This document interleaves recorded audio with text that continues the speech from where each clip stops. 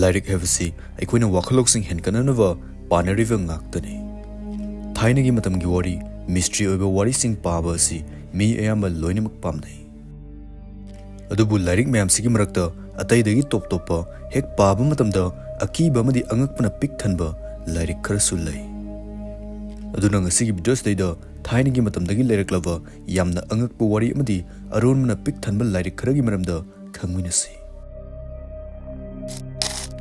Number 1. Sweden ki National Library da Codex Gigas natraga Devil's Bible haina khangnava thainagi matamgi LYRIK asi lai. LYRIK asi 13th century ki matamda iramba Middle Age matamgi khwaidagi chawba illuminated manuscript ni.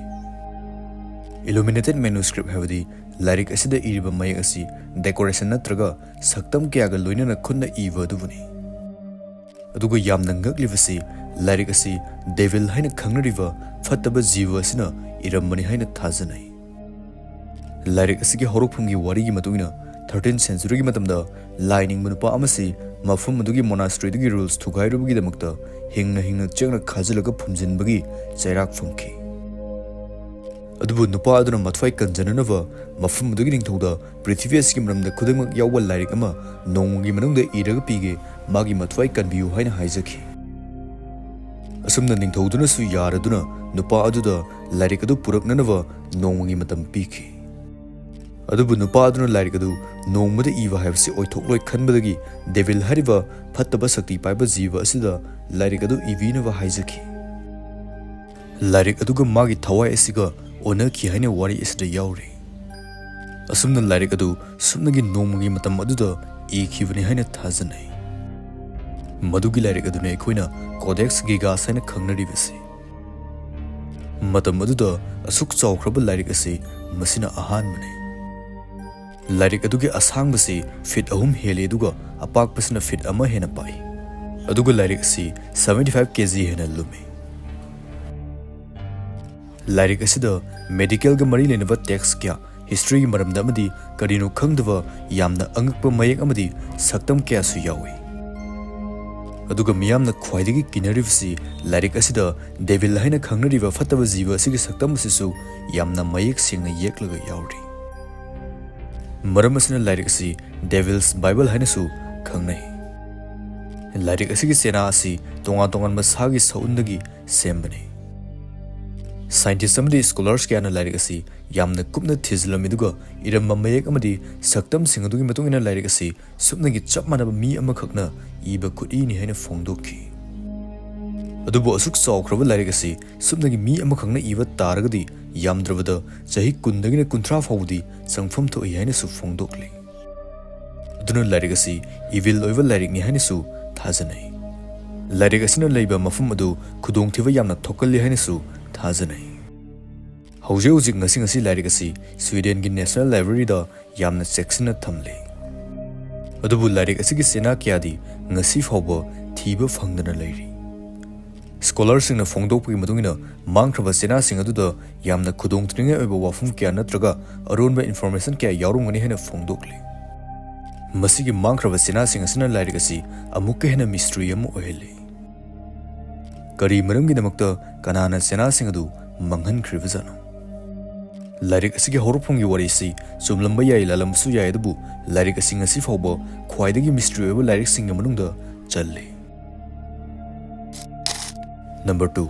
Ancient Egypt ki matamdagi leriklava The Book of the Dead haina khangnava LYRIK ama lei. LYRIK asi aikoina siraba matungda thawai adubu guide taunanava LYRIK ni haina thajanai. LYRIK asi Ancient Egypt ki thainagi chanavi amadi makhoigi thajanavi adu mayek sengna ulliva LYRIK amani.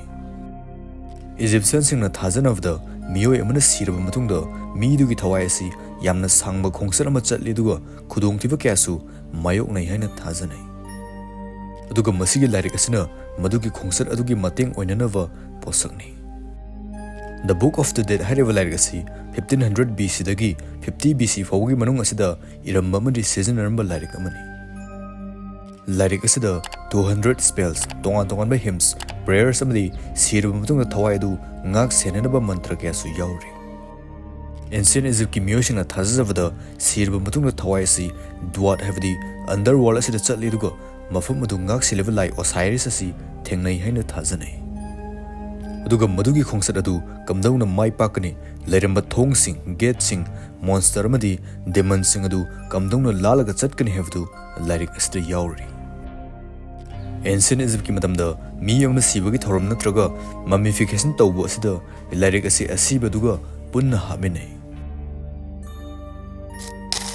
Number 3 yamna angakpa amadi thainagi oiva the book of soiga haina khangnava lyric amalai. Lyric asi 16th century ki matamdagi lyric lava yamna maming lebe scholar mathematician amadi astrologist oiriva John D hariba misak asina pairamba lyric amani. Mahaksi Queen Elizabeth ki advisor oinasu leiramki. Mahakna matam ayambada ancient knowledge amadi laitin gi mahi kya thizilaga leiki. Asumna mahakna sum thizinba asida ngasi aikoina book of soiga haina khangnava lyric asi thengnarakibani. Lyric asida Latin gi mayekta iba wahi kya karino khangdaba quote kya mystical practice divine communication amadi astrology maramdasu iramki. Aduga lyric asi maru oina mystical practice amadi ancient knowledge ki maramda iramba lyric ni. Adubu khwaidagi mayamna ngaknakibasi lyric asida magical square hairiba saruk asini. Lyric asigi aroiba sarukta page 30 ga tarugasi yamna angakpa karino khangdaba quotes amadi number grids kyasu yauri. Madugi page 30 ga tarugasi magical square haina khangnai. Masigi magical square asi ngasi fawa karino haiba chapchana khangdri. Adubu masi laitin ga wari sanabagi amadi hojik leitraba aikoina khangba ngamdraba thoram amagi maramda iramba oigni haina thazanai. John Dinasu gyan tanaba kan hona khidbu masigi page 30 ga tarugasi gyan taba sungam ngamkide. Aduga lyric asigi page atopa kya dasu astrological symbols kya planets singi khongsat amadi celestial events kya gi maramdasu iramki.